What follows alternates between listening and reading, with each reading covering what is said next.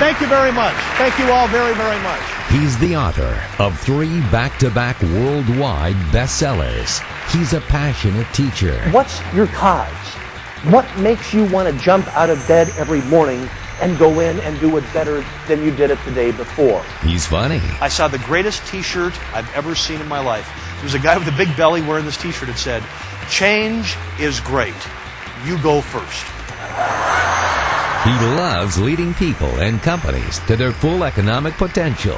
So if you're ready to set aside any preconceived ideas that you might have, and if you're set to learn some lessons from some of the most fascinating leaders in the world, then let's go on a journey together. He's the man USA Today calls one of the 3 most in-demand business speakers in the world. And he brings people to their feet. This is Jason Jennings. He's a man who knows what drives success, and he wants to share his insights with us. Ladies and gentlemen, please, a big hand for Jason Jennings. Good morning, everyone. Oh, come on. You can't be that tired yet. We need to have a great hour together. One more time. Good morning. Good morning. All right, I'll take that. I think maybe the most unnatural thing in the world is getting up in front of hundreds or thousands of people to give a speech.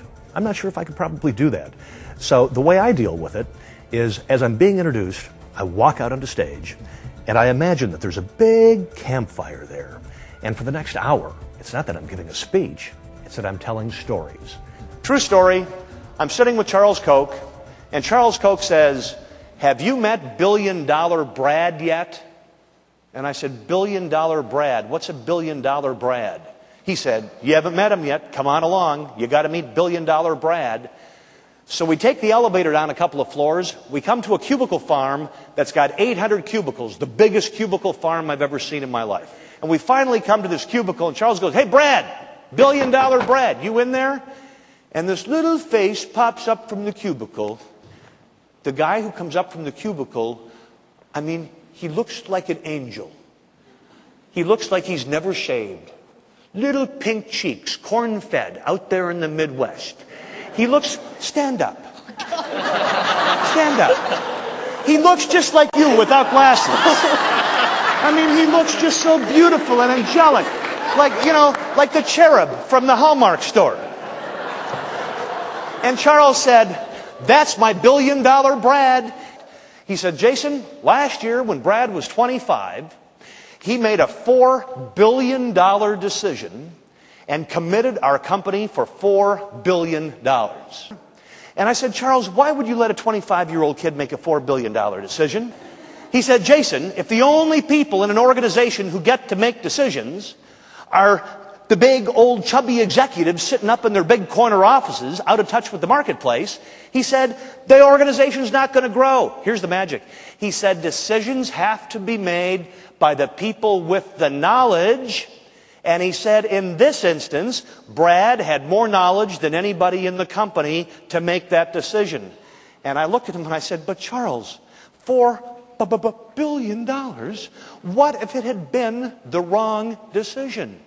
He looked at me and he said, "We would have had a pretty poopy year." Then he added, "Think of how much Brad would have learned about decision making if it had been the wrong decision." And one of the things I think that separates me from everybody else is I'm the guy that takes the time to interview on the telephone about 10 or 12 people who are going to be attending the speech. I want to ask people, what keeps you awake at night? What goes bump in the night? What are the stumbling blocks that would prevent you from achieving your full economic potential? Once I hear those things, then I'm able to select content and hopefully hit one out of the park and give people what they need to hear. I have always been absolutely fascinated by your industry. Secondly, when I had a conversation with C.C. Thompson about you, the group, and about the agenda, it was the best delivered and best prepared conversation that I've ever had in my life, and I thought, I really am going to like these people. And then last night, it's like I've known some of you for 15 or 20 years. Everybody is just, well, it was probably the booze that helped, but I mean, everybody is so happy. Everything I do is totally research-based. Whether it's writing a book, whether it's preparing a speech. I frankly don't think that people are very interested in knowing what I think. What I think doesn't count. But what myself and my researchers have uncovered inside the world's best performing companies, that's what counts. Much more than standing up and giving a speech, I think of my speeches as an opportunity to report to audiences on what we found inside the best performing companies in the world. Every one of these companies have figured out who their right customer is and then set out to systematically, not satisfy them, but exceed the expectations of the right customer. For example, this study has been replicated. You'll find it all over my website. It's been replicated scores of times.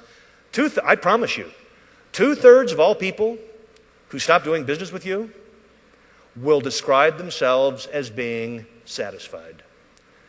Clearly, being satisfied is no longer enough in this maddening world we live in to act as a precursor of an intention to repurchase.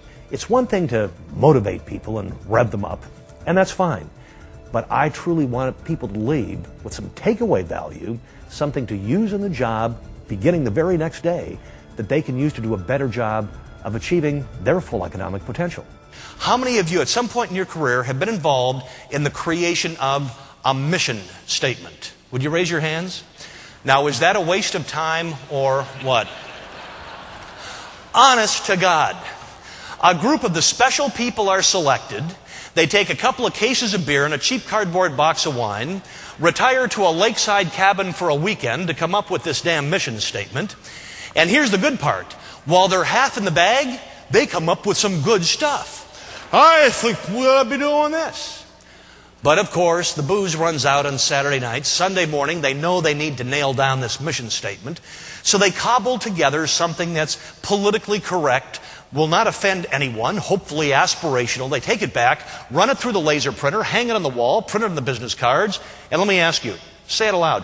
What changes as a result of the new mission statement? Say it. Nothing. It has been a ridiculous management indulgence. I think the biggest single obstacle for leadership at every level of a company today is the inability to let go. And as we went out and studied the world's best performing companies, and it's certainly a central theme to most of my speeches, is that these great companies have mastered the art of letting go. General Motors. For years, General Motors had a brand, Oldsmobile, which had been circling the drain, as we all know.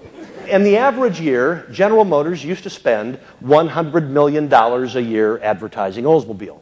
5 years ago, they said, well, you know what we're going to do? We're not going to spend $100 million in advertising. We're going to spend $500 million in advertising, and we're going to come up with a phrase that will make people rush out and buy Oldsmobiles. Now, does everybody remember what that phrase was? It's what? It's not your father's Oldsmobile. Duh. We knew that. It was grandfather's Oldsmobile. Who but an old fart would drive an Oldsmobile, for God's sake? And General Motors wasted $500 million of my money and your money if you were a shareholder in General Motors because they couldn't let go of yesterday's breadwinner. I'm very lucky. My office receives about 20 calls a week for speeches. That's about 1,000 a year. I'm able to do 80. That means we have to say no more than 900 times a year. So what do we look for? We look for good companies, good organizations who are filled and headed by authentic people. People who are really committed to the development of their employees, of their customers, and of their shareholders as well. So we want to be affiliated with good people. Stewards are accessible. Do you know that the CEOs of every one of these companies, including Charles Koch, have listed home telephone numbers? Listed home telephone numbers. And I was sitting down with one of them saying, now why in the world would you have a telephone number in the phone book? You're the CEO of a huge company. He said, well, what are telephone books for? And I said, I know, but you're an important person. Don't you get a lot of calls at home? He said, no. He said, I get a call from an employee once in a while who who feels they haven't been given a fair shake. He said, but hell, we're trying to hold on to people, not lose them. I mean, if I can help save somebody, I'm happy to do that. And he said, Jason, he said, maybe you're unclear on the concept, but the only other person to ever call me at home would be a customer, and guess what? We're always trying to find more of those.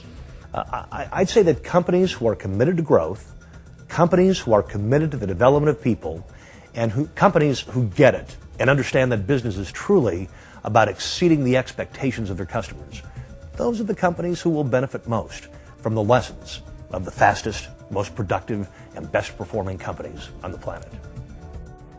And I would like to get a group of incredible entrepreneurs like you on my website tomorrow morning.